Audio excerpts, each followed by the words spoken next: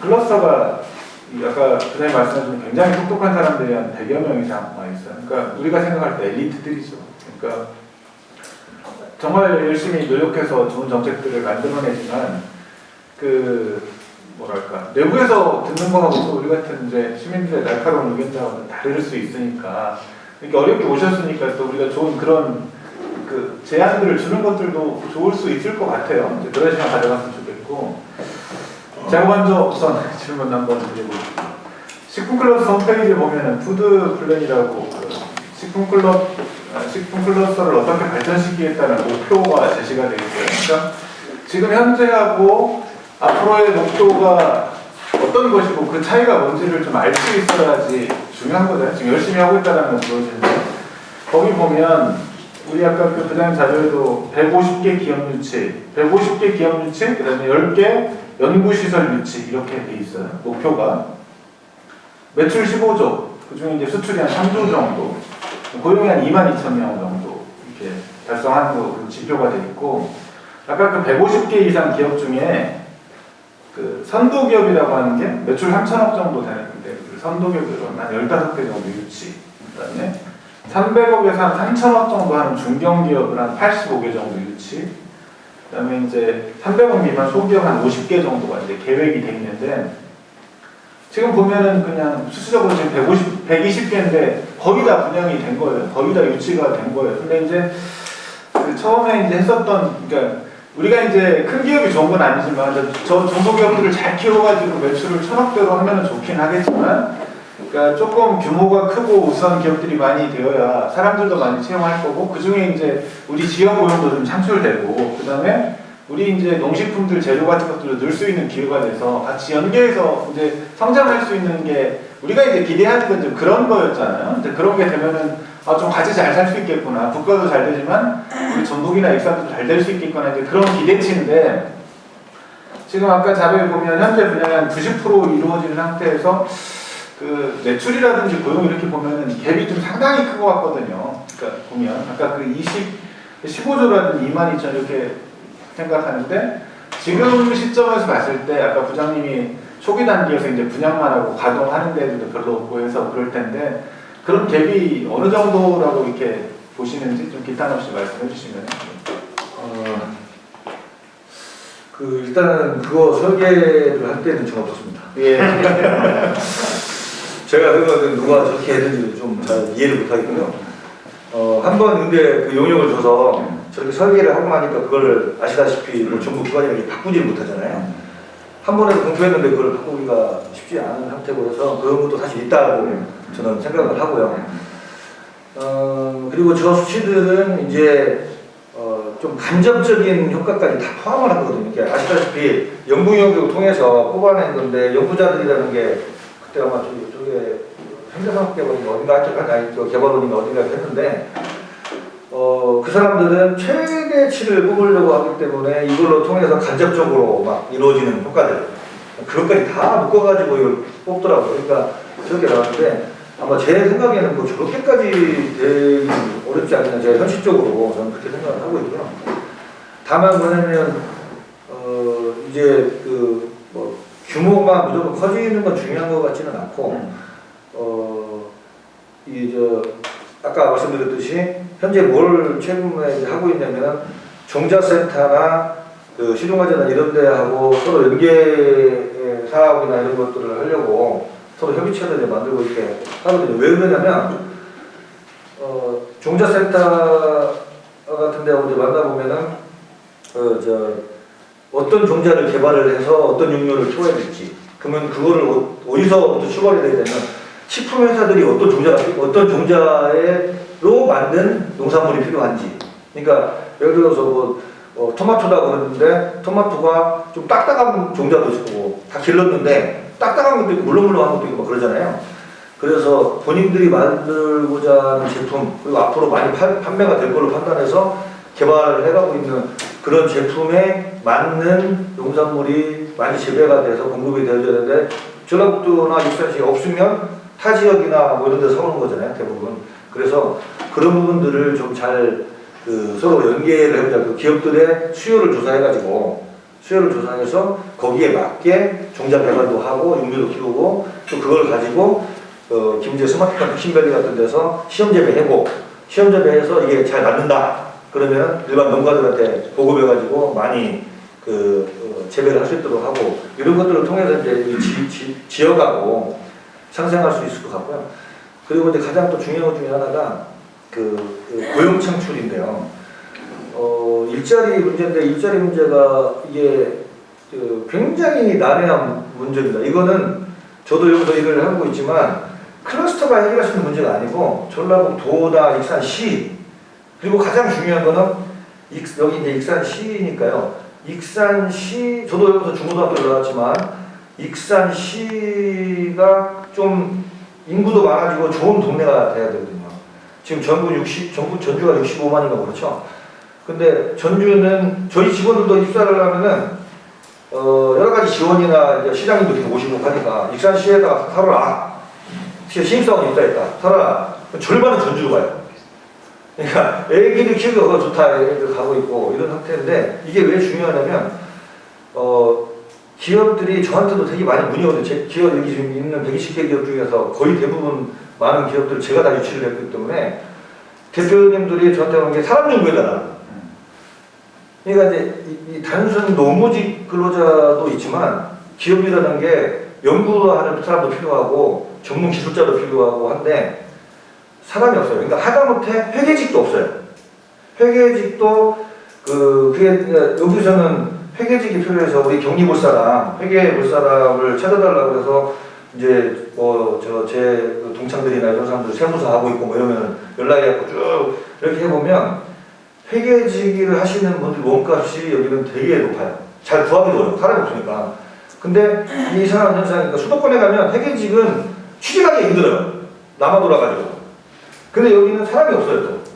그러면 결국에 그거를 클러스터가 해결할 수 있는 건 한계가 있고 익산시에 많은 인프라가 좀 잘 만들어지고 이렇게 해가지고 좋은 분들이 많이 와서 살고 그리고 이렇게 이 풀이 많아야 좀 그런 분들도 좀 와서 할 수 있는데 그런 것들이 좀 되게 아쉽고 해서 그거는 기업들 자체가 되게 원하고 그래서 저희들이 고민하고 있는데 나름대로 현재 상황에서 탓만 할 수가 없고 그래서 얼마 전에 일자리 채용 박람회 한마당을 했어요. 혹시 아시는 분들 있는지 모르겠는데 시랑 창업교육센터 이런 데 같이 해가지고 아니 창업이라는 일자리 센터랑 같이 해가지고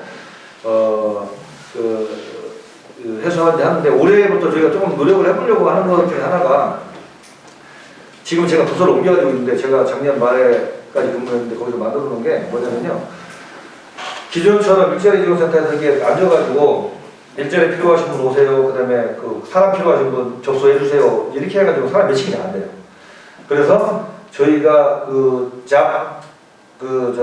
사업을 하는 전문 회사들한테 저희가 계약을 하나 해서 그 사람들로 하여금 우리 안에 있는 기업들 120개 기업들을 다 파악을 하고 직접 가서 이 공장에서는 생산일은 뭐 하고 있고 그 다음에 뭐 또 다른 또 기술적인 일은 또 뭐 하고 있고 이런 것도 다 파악을 해서 본인들이 알고 어떤 일을 하고 그 다음에 그 노동의 강도라든지 환경이나 이런 것도 좀 알고 그런 상태에서 이제 익산시의 일자리 지원센터나 아니면 저희가 지금 아직 인력이 별로 없어가지고 인력이 좀 있으면은 욕심 같아서는 각 면동에 동장님, 면장님, 이장님 이런 분들하고도 계속 네트워킹을 하면서 그 동네에서 누가 이번에 제대해가지고 뭐 했는데 뭐 취직을 아직 못한 상태더라. 보니까 여기하고 맞다. 본인들이 기업을 다 파악하고 있기 때문에 사람을 딱 만나면 얘는 그 회사에 그 자리하고 맞겠네. 이런 게 직접적으로 구체적으로 나서지 않으면 저희 기업들은 사람 구하려고 항상 날리고 또 익산시에 있는 많은 분들은 또 이 마땅한 일자리가 없다고 날리고 이런 지금 상태가 계속 반복돼서 이제 그런 일을 좀 해보려고 하고 있고 뭐 좀 그런 상태입니다. 예, 네, 잘 들었습니다. 일자리 문제, 미스매치 문제 이거는 뭐 저희 지방자치 연구에서도 상당히 많이 논의가 된 거고 기본적인 데이터가 로우 데이터가 부족하다는 거죠. 그러니까 120개 업체가 올해 부족한 사람이 어떤 업종이 어떤 사람이고 아니 3년이나 5년 정도의 계획을 했을 때 어떤 자리가 좀 부족하고 거기가 조금 지리적으로 외져가지고 인원이 있더라도 가기 어려운 부분들이 좀 있을 수 있는데 그런 거 차지하고라도 그런 것들에 대한 그 고용 이런 게 나와야지 그걸 가지고 폴리텍 대학이든 원광대든 뭐 저기 보건대든 교육도 이렇게 맞춤형으로 시켜가지고 할 수 있을 텐데 그런 게 안 되다 보니까 단발적으로 하다 보니까 그런 게 좀 어려움이 있어서 저희가 이제 계속 또 고민하고 해서 그러니까 이제 용역 같은 것도 그런 것들에 최적화된 용역을 해야 데이터가 있어야 그걸 가지고 맞춤형을 하는데 금방 뭐 필요한 거 뭐 이거 학예 사람 한 명 필요해 이렇게 해가지고는 좀 하기가 좀 어려우니까 그걸 좀 제도적으로 해보자.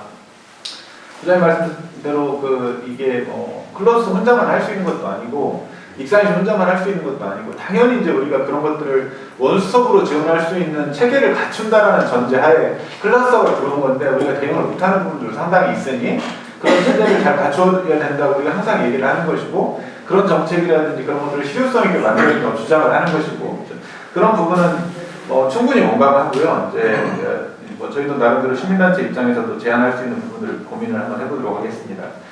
그 지금 얘기되고 있는 게 그 아까 보던 이제 식품 관련된 대기업이라든지 외국 기업들이 조금 생각보다 좀 적은 것처럼 보이는데 뭐 CJ 동신, 뭐 삼양 오뚜기 뭐 이제 이런 것들도 있고 뭐 메이저도 있고 하림도 있고 들어오긴 했지만은 좀 큰 회사들이 왜 관심을 안 보일까 클러스터에 뭐 지금 얘기되는 게 그 70만 평이라고 하는 게 지금 식품산업단지가 70만 평이라고 하는데 우리 2공단이 100만 평이에요.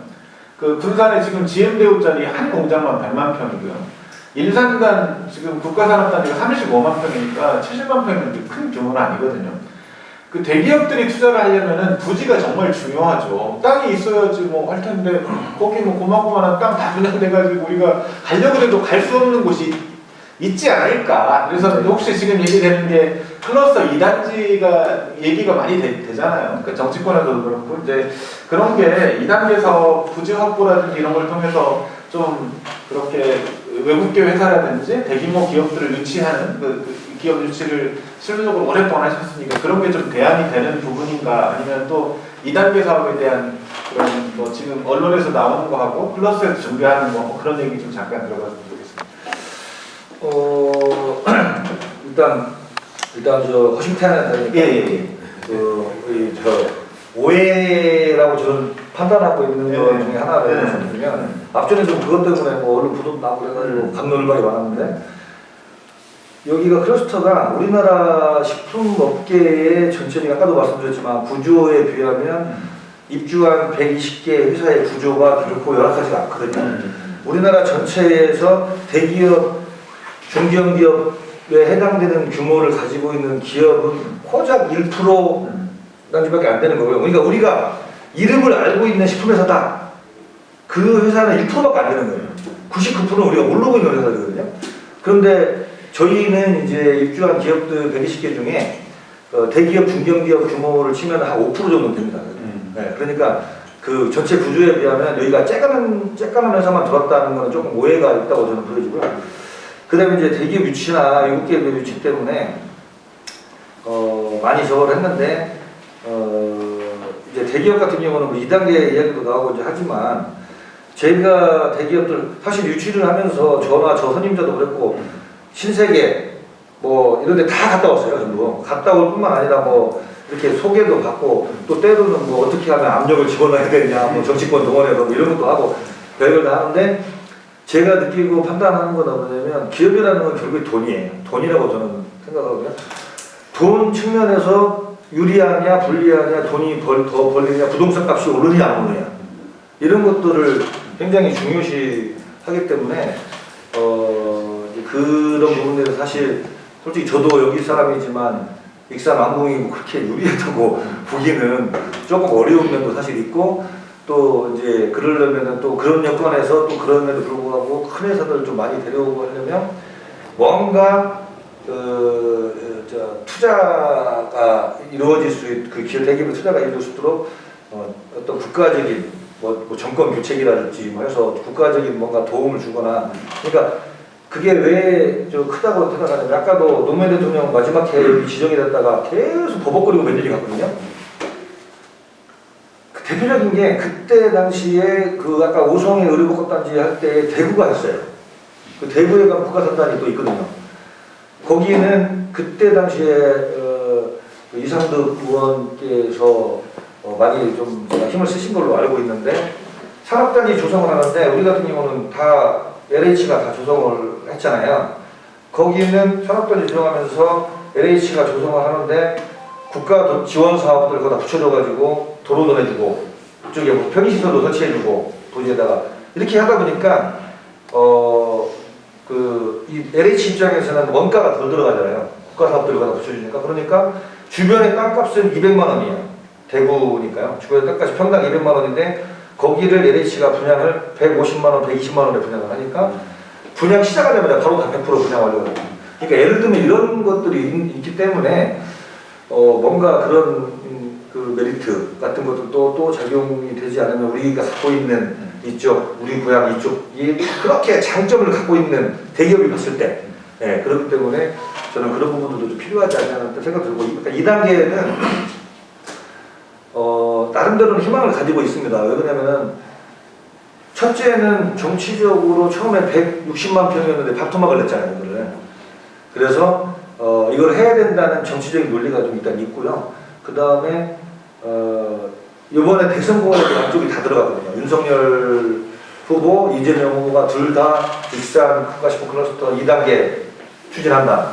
이건 대선 공약에 두 개가 다 들어가 있고 특히 이제 이쪽에 민주당 국회의원들이 많으시니까 민주당에서는 지난번 총선 때도 총선 공약에 이게 들어가 있었던 사안이고 그래서 조금 이번 신정부가 이제 뭐 민주당 아니고 국민의힘 당인데 공약을 했으니까 그대로 그래도 요구를 할 거고 요구할 거라고 생각을 하고 있어 기대를 하고 있는데 아까도 말씀드렸지만 저희는 말하기 어려운 게 기재부나 농식품부 장관의 허락 없이 함부로 제가 여기 얘기하면 제가 이제 큰일 납니다. 그래서 현재는 결정된 바는 아무것도 없는데 기대를 하고 있고 공약에 들어가 있고 하다는 그런 거예요. 기대는 해보겠습니다. 이제 저희 상공의 입장에서도 장관님한테 이단계 필요하다고 공약을 한번 하긴 했었는데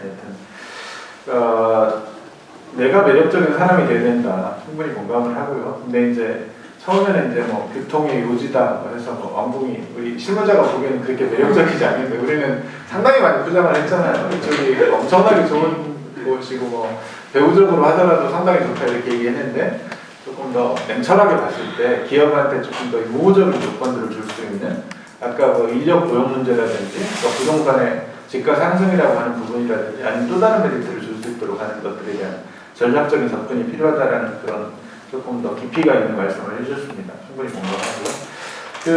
오늘 지금 그 강의 주제는 안 다뤄졌지만 우리가 좀 알고 싶었었던 게 이제 클러스터 발전하고 우리 지역이 어떻게 상생할 것인가에 대한 것들이 오늘 토론의 주제이긴 했었거든요. 근데 지금 120개 업체가 어떻게 하냐면 그러니까 식품업체니까 우리가 어떤 재료가 필요하다고 다 제가 듣기로는 식자재 요구 품목 우리는 김치 만들기 위해서 배추가 얼마나 필요하고 고춧가루 얼마나 필요하고 초장 어떻게 필요하고 이 재료를 전부 다 정리를 해가지고 우리 지역에 있는 농가들 여기 주변에 있는 농가들한테 정보가 이렇게 연계가 돼서 가급적 우리 지역에 있는 것들을 이제 조달을 하려고 노력을 한다라고 얘기 듣고 있어요. 근데 이제 그게 아까 부장님 말씀하시는 그 소싱하는 주체가 그게 지역 농협에서 위탁을 받아서 한다 이렇게 하면은 궁금한 게 지금 적긴 하지만은 그렇게 공급받는 업체라든지 금액들이 대충해서 얼마 정도 되는지가 조금 궁금하고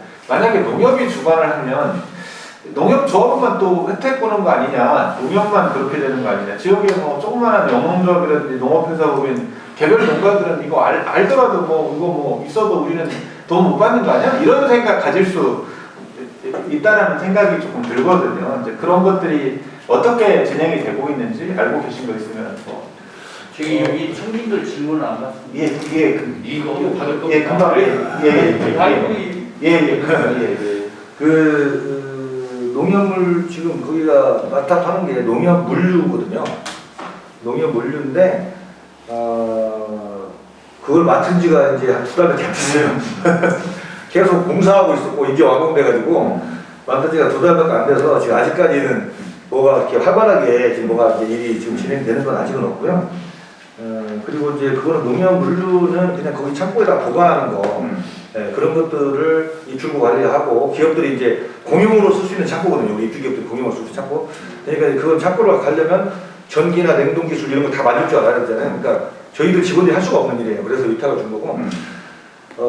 약간 이제 지역 농산물이나 이런 것들을 많이 쓰게 하는 것들이 되게 중요한데 저도 100% 똑같은 생각이고 하는데 저는 이런 것도 좀 생각을 해봤었거든요. 그러니까 시에서 많이 또 크게 보면 도로에서 이 지역 농산물들 기업들이 많이 쓰게 하려면 그걸 권장할 수 있는 뭔가 베너핏을 좀 주고 유인책들이 좀 있어야 될 것 같아요. 예를 들면 학교 급식에 납품이 들어가 우리 입주기업 제품들이 학교 급식에 납품 들어갈 수 있는 것들이 많이 있거든요. 그러니까 김치 공장도 여러 개 있고 하는데 김치 공장도 되게 깨끗하게 잘 돼 있는 데만 있는 거거든요. 저기 클러스터 있는 데나 로봇 팔로 포장하고 뭐 이렇게 하는 그런 데들인데 그런 것들이 납품이 들어가는데 예를 들어서 익산시 지역에 공공급식 납품 들어가고 이 클러스터에 납품 들어가고 하는 기업이 있으면 익산시 농산물을 갖다가 재료로 써서 만들었으면은 납품 그 학교급식에 납품 들어갈 때 뭐 좀 어떤 가점을 준다든지 뭐 이런 거라든지 이런 것들 좀 많이 되면 한층 좀 더 좋지 않을까. 기업한테 강제할 수는 없잖아요. 강제로도 익산시 거 무조건 써 이렇게 하는 거 없기 때문에 그런 것들을 좀 만들어야 된다 생각하고 저희들도 좀 그런 것들을 같이 고민을 좀 하려고 그러고 그전 앞전에 우리 조정원 의원님 오셨을 때 그때 그 얘기를 한번 했었어요. 같이 그 자리에서 클러스터에 여러 가지 종류의 식품들이 만들고 있는데 익산시 여기 와서도 한번 국장님 했잖아요. 익산시의 공공음식에 어떤 곳들이 공공음식을 하고 있는지 이런 데라고 해서 우리 거 리스트하고 팜플렛 하고 서로 이렇게 미팅이랄까요? 이런 걸 해서 하는데 저는 그때 그런 때에 익산시 농산물을 많이 재료를 쓰고 있는 업체들한테 조금 더 가점을 준다든지 이렇게 하면 좋지 않을까 하는 생각도 들었습니다. 예. 그리고 마지막으로 한 가지만 질문하고 저기 플로어의 질문을 드리겠습니다. 뭐 이거 이제 아이디어인데 우리 그 연구의 아이디어인데 이게 풀무원 공장장을 제가 만나서 그 똑같은 얘기를 배추라든지 이런 그 하는 거 지역 거 좀 쓰시지 그래요. 그랬더니 자기네 배추 소유량이 하루에 30톤인데 익산에서는 1톤밖에 못 한다고 그래요. 우리가 어떻게 해야 돼요? 이런 말씀 하시는 거죠. 그러니까 역으로 보면은 그런 거를 가지고 우리 지역의 예비 농업인들이 그걸 가지고 또 사업 비즈니스 모델을 만들어서 할 수 있는 거죠. 그쪽에서 배추의 친환경 배추 재배단지를 사업으로 해가지고 하는 것들을 일자리도 창출할 수 있겠다는 거죠. 우리가 이제 그런 것들이 조금 그쪽에서 지금 데이터가 구체적으로 넘어오고 이쪽에서 맞출 수 있는 모델을 계속 해본다면은 그게 이제 클러스터의 본질적인 모습이 아니겠냐 이런 생각이 드는 거죠.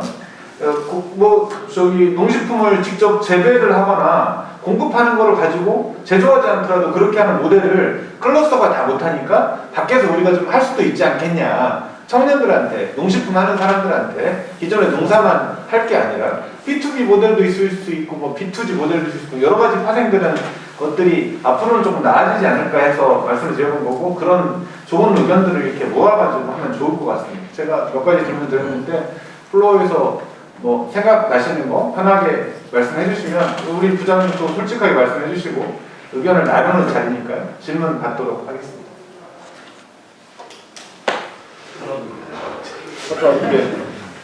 예.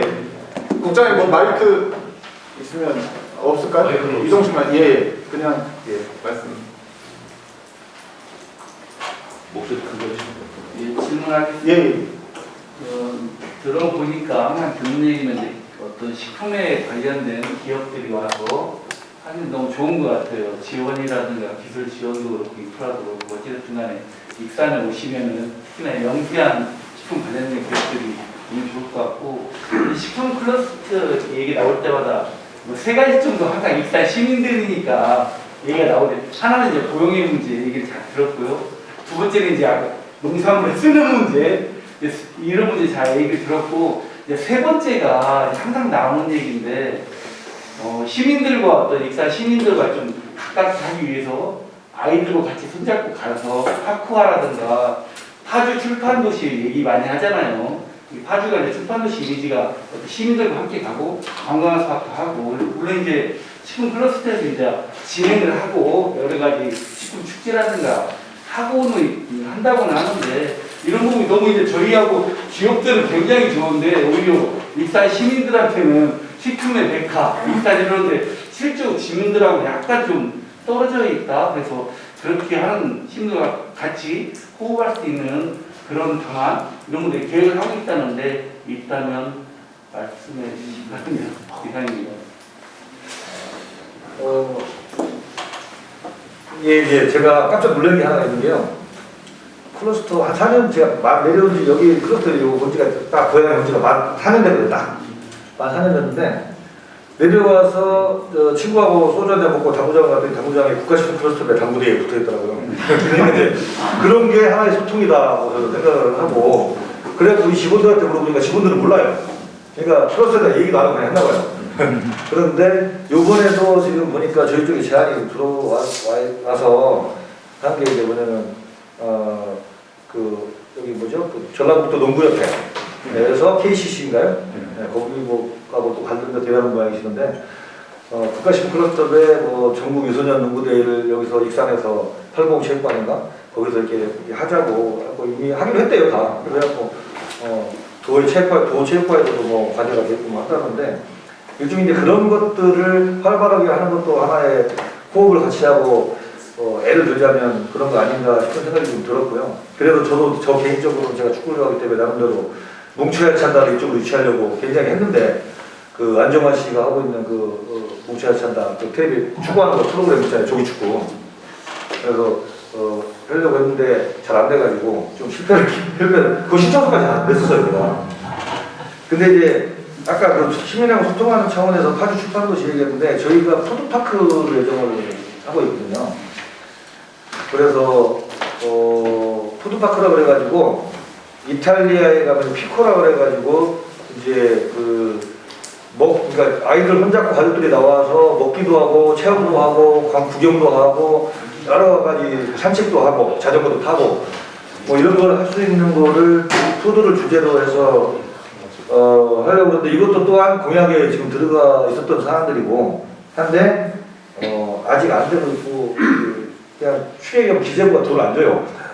기재부가 돈을 안 주기 때문에 되게 좀 어려움이 있다 생각하고 그리고 또 이거에 대해서도 약간의 갑론을박은 있습니다. 저희들이 안 잡은 거는 클러스터 단지 안에다가 이렇게 푸드 테마파크를 조성을 해서 많은 분들이 이룰 수 있게 하자 뭐 이런 것들을 했는데 또 일부 분들은 클러스터가 외지고 그리고 공장들만 있는데 거기다가 그거를 하는 것보다 뭐 이쪽 도심 안쪽에다 시민들이 근접하기 편하고 예를 들면 외지에서도 기차나 오기 이런 걸로 KTX 타고 오기가 편하고 이런 걸로 하는 게 좋지 않겠냐는 뭐 그런 것도 있는데 일단은 그 이제 이란 서로 약간의 좀 의견이 다른 부분이 있는데 일단 예산이 지금 안 돼 보이는 부분들이 있어서 뭐 저희 같은 기관들이 혼자 한다고 해서 또 마찬가지로 그런데 전라북도 익산시가 좀 더 힘을 많이 쓰면 그런 것들도 되지 않겠냐.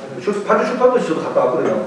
그거 말씀하신 것 때문에 말씀하신 것 때문에 파주 출판단지가 그런 것이 잘 돼 있다 그래가지고 갔는데 사람은 별로 없더라고요. 사람은 별로 없고 제가 거기 파주 출판단지는 좀 잘 알거든요. 파주 출판단지 바로 옆에 있는 일산에 제가 오래 살았기 때문에 파주 출판단지만 안 갔다 오고 그래서 한번 가봤거든요. 갔는데 잘 돼 있어요. 데코레이션이 이렇게 카페들도 있고 뭐 이쁘게 그래서 공원처럼 되는데 사람은 별로 이렇게 없더라고요. 생각보다. 그래서 거기도 아마 근접성이나 그런 게 떨어지니까 그런 거 아닌가 생각이 들어서 예.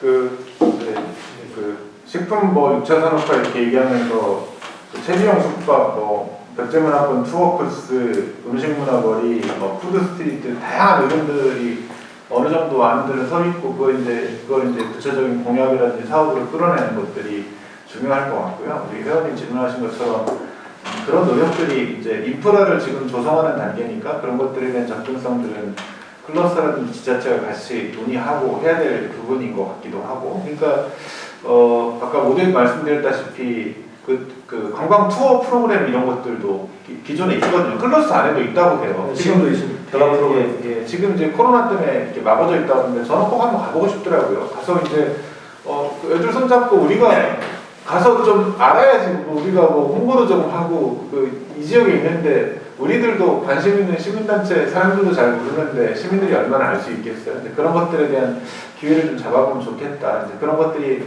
접근성이 더 좋아진다면 우리가 정말 좀 자랑할 수 있는 그런 것들이 좀 되지 않을까 하는 생각이 들었습니다. 예, 또 다른 분? 저도 예. 이렇게 익산에 식품 클러스터가 생겼잖아요. 근데 지금 식품 클러스터를 조금 벗어나면 아까도 말씀하셨듯이 좀 살만한 사람들이 그 기업에 와서 취직을 하면 지금 관공서나 학교나 이런 데 근무하시는 분들도 조금 다 괜찮다 하시는 분들은 솔직히 생활권을 다 전주에 두는 걸로 알고 있거든요. 근데 지금 식품 클러스터에 아까 학생들 뭐 청년 지원센터 뭐 이런 거 하는데 기숙사를 만들어 놓으신다고 했잖아요. 타지에서 오는 학생들을 위해서. 그리고 그쪽에 아파트도 또 하나 뭐 그때 뭐 분양하고 그랬었잖아요. 근데 거기에다가 그렇게 아파트 만들고 기숙사를 만들어 놓으면 익산 시내에 들어와서 활동을 하고 소비를 해야 할 주체들이 그 삼봉지구나 전주지구로 다 빠져나갈 위험성이 많거든요. 왜냐하면 익산시보다는 그쪽이 더 훨씬 더 낫다고 생활권이 낫다고 생각하시잖아요, 보통. 그래서 제 개인적인 생각으로는 그런 기숙사를 그 클러스터 안에 두면 안 될 것 같아요. 스쿨버스가 있듯이 그쪽 산업단지에서 지금 저희 딸 잠시 거기서 이렇게 알바를 했었는데 버스가 있다고 들었거든요. 그래서 송악동에서도 그쪽에 가는 출근버스가 있다고 들었어요. 그런 식으로 버스를 운행한다든지 해서 익산 시내의 생활권에서 소비를 할 수 있게끔 생활 패턴을 만들어줘야 한다고 생각을 하거든요.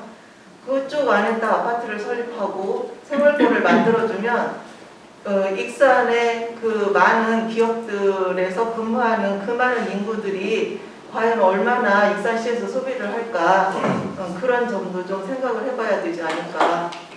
우리 그 부장님이 말씀하시기에 좀 애매한 상황이 아니 그리고 제가 간단하게 일단 아까 청년창업센터 기숙사는 뭐 그렇게 많은 그 사람들이 들어가는 그런 정도는 아니고요.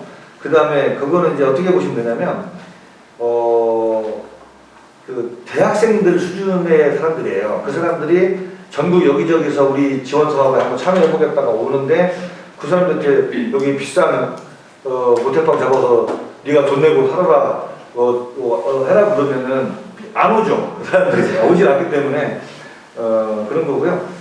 그리고 이제 클러스터 단지 안에 아파트 짓고 있는 거는 이제 그 원래 조성할 때부터 그 주거용지가 계획이 다 들어가 있던 거고 이제 그거는 저희 클러스터하고는 사실은 하는 게 아니고 분양은 민간 건설자들이 다 받아 있는 상태거든요. 그 사람들이 아파트 짓고 있는 건데 그렇게 이제 규모가 크진 않지만 이런 분들도 필요로는 하는 것 같아요. 기업들이. 왜 그러냐면 그 기업들이 외국인들을 쓰고 있는 회사들은요, 이 사람들을 전주나 익산에다 멀리 살게 하고 싶으려 하진 않더라고. 공장에서 외국인 근로자들 하는 사람들은 그 단지 안에 있는 숙소에다 그냥 계속 하고 그렇게 하고 싶어하는 부분이 있어서 그런 것들도 있을 것 같고.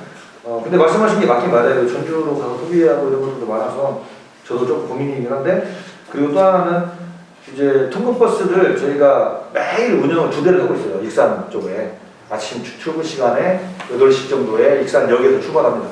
그래서 익산역에서 원대 앞으로 해가지고 여기 중앙로로 타고 쭉 해가지고 오는 거를 버스를 2대를 하고 있어서 거기에 굉장히 많은 사람들이 타고 꽉 차가 보거든요. 그래서 왜냐면 요금을 안 내니까. 네. 그게 사실은 입주기업들 근로자들 쓰라고 한 게 아니고 저희 직원용 출퇴근 버스예요. 직원용 출퇴근 버스인데 직원인지 아닌지 매번 검사할 수가 없잖아요. 기사분이. 그러니까 그냥, 그리고 또 기업들도 또 버스 좀 있었으면 좋겠다고 하니까 그래서 그냥 프리하게 타고 다니는 상태라서 2대 지금 운영하고 있고 앞으로도 좀 더 이제 인구가 늘어나고 있으니까 저희 단지 안에 조금 더 늘려가지고 하는 게 맞다고 저도 생각하고 저도 마찬가지로 전주 가서 저도 그래서 우리 직원들하고 회식할 때는 절대 전주 안 가거든요. 꼭 익산에 와서 부성동이나 이런 데서 와서 소비를 하고 있어서 그렇게 좀 아까 그 청년지원센터 그 기숙사가 지금 소규모라고 했잖아요. 그리고 이제 각 기업들이 이렇게 먼 곳에서 출퇴근하는 것을 바라지 않는다 하셨잖아요. 근데 이게 샘플이 되어서 다른 조그마한 기업들도 자기 직원들을 자기 회사 근처에 이렇게 기숙사형으로 이렇게 두려고 하지 않을까. 그러면 기업들이 예, 그러면 생활권은 당연히 익산이 멀어지지 않을까. 기업들은 안에다가 숙소나 이런 걸 못 지키게 되죠. 아니, 그 근처에 이렇게. 그 근처에 글쎄요, 그 근처에다가 그거는 쉽지 아까 않거든요. 그 건설회사들이 부지를 다 이렇게 해놨다고 그랬잖아요. 거기 조그매요. 안 가보셨죠? 네. 굳이 조그맣습니다. 조그맣고 원룸텔 몇 개 들어주고 대우 플로즈 아파트 이제 하나 그게 끝이거든요. 그게. 시외나 이런 데하고 얘기해서 생활권을 그쪽에서 못하게 하고 시내로 유입되게끔 만들어줘야 될 것 같아요. 그렇지 않으면 익산시가 제일 좋은 건 저희 같은 사람들이 직원들끼리 먹고 나오는 수밖에 제일 네. 좋을 것 같아요.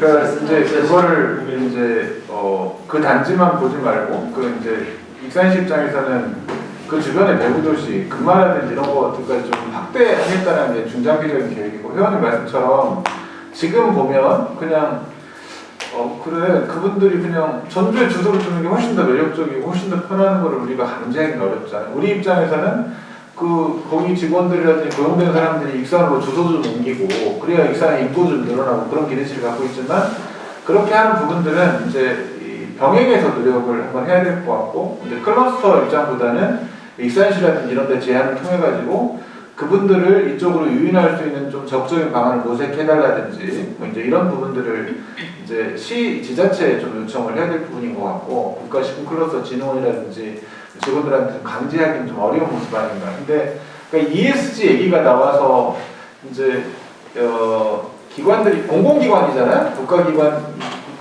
하나의 공공기관이니까 사회적 가치라든지 이런 게 굉장히 중요한 가치로 평가를 받거든요. 그러니까 클러스터 내에 진흥원도 그렇고 거기 있는 분들이 지역하고의 상생적인 모습들을 좀 적극적으로 보여줬으면 좋겠다는 게 되게 그 희망인 거죠. 우리는 여기 그 전통시장 있잖아요. 어려운 전통시장도 많이 있고 그러니까 이제 그분들하고 MOU 같은 것을 통해서 이쪽에서 뭐 식당이라든지 뭐 그런데 뭐 전통시장하고 MOU를 맺어서 조금 더 적극적인 모습을 보여주면 좋겠다는 희망들은 좀 갖고 있긴 해요. 근데 이제 그거를 강제하기는 조금 어렵긴 하겠지만 그런 것들이 좀 활성화되면서 좋은 방안들이 좀 더 모색돼야 되지 않겠냐 그런 생각 갖고 있습니다. 시간이 좀 많이 흘렀는데 궁금하신 거 한 두 분만 더 질문 받고 마무리하도록 하겠습니다. 저는 선생님 가벼운 거 여쭤볼게요. 거기 클러스터 안에 그 기업들 탐방이 가능한지. 일반인들이 오셔갖고 네네. 네, 가능합니다. 그러면 그게 저희가 홈페이지에 신청하는 데가 있어요. 기업 탐방. 기업이든 기관 말고 기업 탐방. 견학이든 프로그램 견학 프로그램이든 그러니까 수시로 삼으시는 저희 있어요? 진흥원 말고도 우리 기업들 네, 도와주는 자체적으로. 김치 공장, 컴퓨터 공장 이런 데 다 견학 코스 돼 있거든요. 뭐 그래서 가보고 싶었어요. 갑자기. 신청을 하시면 저희 다 도와드리고 하고. 네. 그리고 한 가지 더 예전에 한라식품 업체 입주 한해 만에 말이 많았었어요. 아주 옛날에. 그때는 이렇게 저도 관심이 없었는데 지금 와서 생각하니까 경상도로 갔다 오는 말을 들어서 어느 지금 생각하니까 한랄식품 한랄. 네. 그런 부분은 조금 지금에 와서 생각하니까 궁금하기도 하고 참 고민이 좀 됐겠다. 어떤 부분이 문제가 있었는지 갑자기 궁금해졌어요. 한랄이 이게 되게 또 시장이 되게 유명한 시장이기도 하고 규모가 되게 큰 시장인데 세계적으로 저희가 이제 제가 아까 근무했었던 그 AT라는 회사가 수출 공식품 수출 지원을 하기 때문에 그 해외 자카르타 이런 데 다 지사가 있어요. 그래서 한랄의 중요성은 되게 높은데 그래서 수출은 많이 하고 있습니다. 그리고 수출 노력들은 다들 하고 있는데 이제 한랄식품 업체들이 여기 클러스터에 입주도 하려고 했었고 뭐 그런 적이 있었는데 우리나라는 되게 네거티브 하거든요. 한랄에 대해서. 왜냐면 우리나라는 기독교하고 불교가 주를 이루고 있는 그런 곳이다 보니까 한랄은 이슬람 그 식품이잖아요.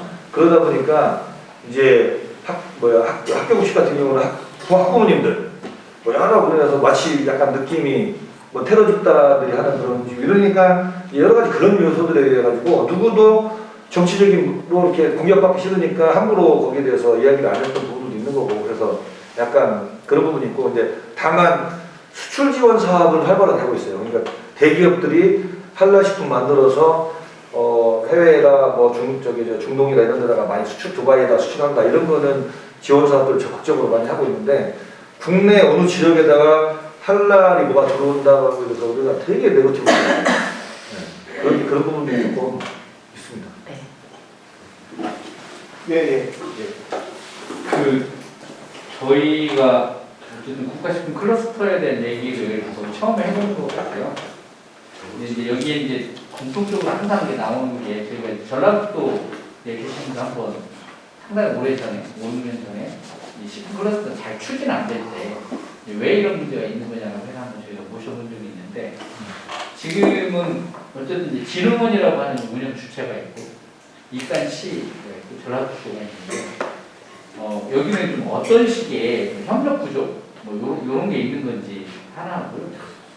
저희 분들은 어쨌든 지역사회랑 소통이 돼야 될 것 같은데 뭔가 이제 이런 자리, 그러니까 이제 지역의 시민들이 요청해서 하는 자리 말고 이런 게 좀 활발하게 좀 이루어져야 되는 거 아니냐 뭐 이런 거 같고 마지막으로 이제 저희가 작년에 예산 분석을 하면서 익산시 국가식품 클러스터 담당관 쪽의 예산을 보면 진흥원에 내야 되는 출연금 말고 독자적인 사업 예산이 없다라고 하는 비판을 저희가 했었어요. 그렇다고 한다면 역으로 진흥원은 그냥 그러니까 농식품부 산하기관이라고 하는 것 때문에 지역에 대한 이해, 지역에 대한 관심, 지역사회와 구체적으로 뭔가 협력하고 함께 하려고 하는 자체적인 예산이나 이런 걸 있는 건지. 그러니까 익산시의 노력도 분명히 필요하지만 진흥원도 그런 거에 대한 지역의 그러니까 어떤 그런 요소들이 정책적으로 진흥원의 사업적으로 구체화되어 있는 건지. 그러니까 지금 뭐 국가 산단이다 보니까 전국을 대상으로 해야 되고 뭐 이런 걸 이해 못하는 건 아니지만 그래도 뭔가 그런 거 그리고 공동으로 익산시와 같이 뭔가 지역의 기업이나 또는 청년이나 뭔가 이런 데에가 참여하고 이럴 수 있는 프로그램들이 만들어져야 될 것 같은데 일단 익산시에는 없는 것 같아서 그런 갑갑함이 있더라고요. 저도 그런 거 되게 좋아해가지고 많이 하고 싶은데 일단은 첫 번째 말씀하신 거는 도시하고는 어떻게 되냐면은 담당 부서가 있습니다. 네, 저희 국가식품 클러스터 진흥원이 있고 시에도 담당 부서가 있고 국가식품 클러스터 과가 있잖아요.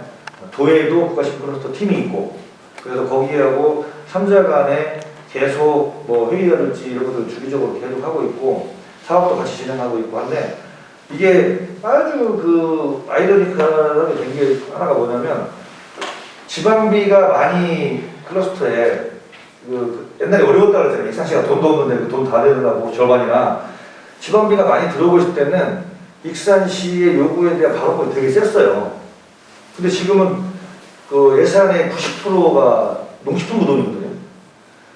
그리고 그 중에 나머지 10% 중에 한 7%인가만 시돈, 3%는 도돈.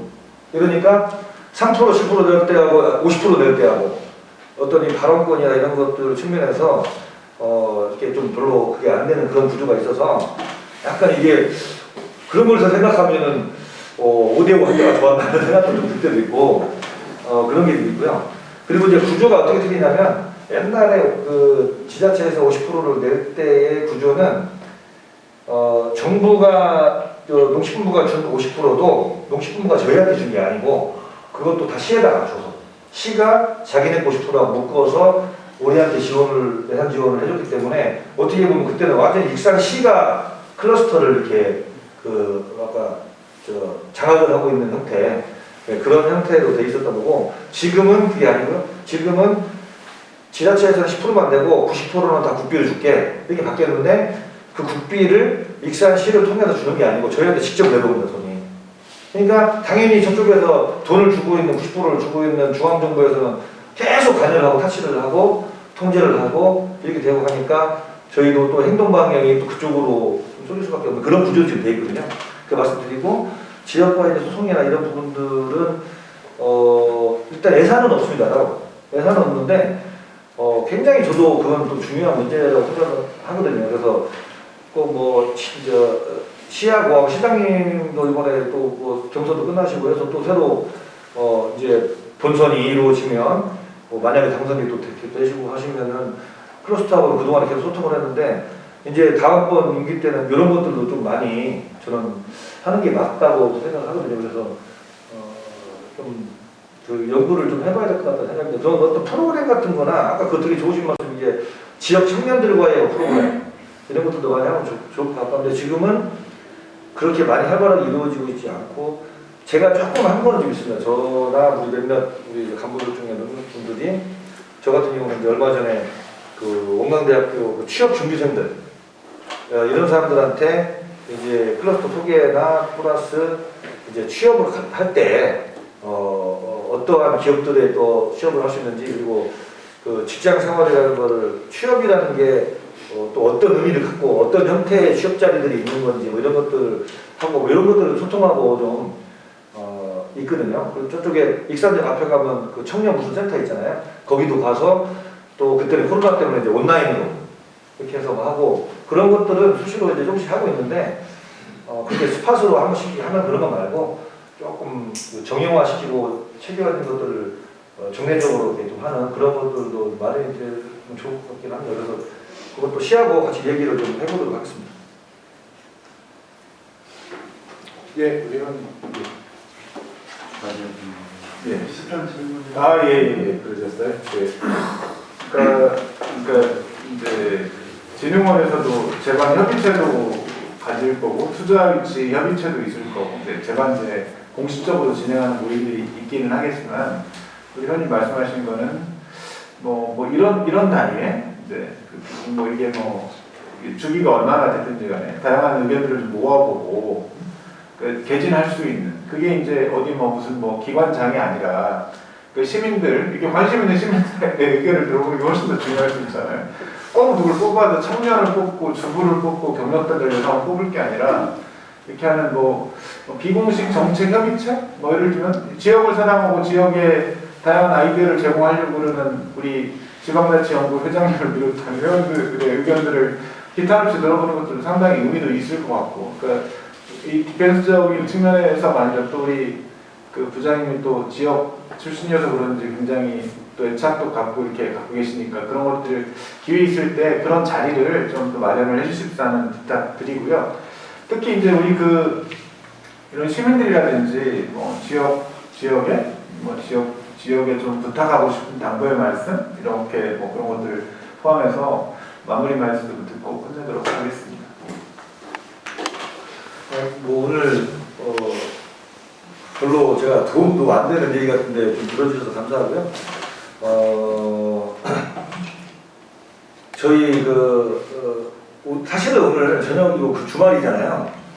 그래서 다른 간부들은 좀 잘 안 올라가요. 근데 제가 꼼짝아 식구가 낀 게 왜 그러냐면 우리 사무국장님께서 자꾸 코를 빼가지고 한 것도 있고 저희 클러스터의 진흥원에 간부들 중에 익산 사람 저밖에 없어요.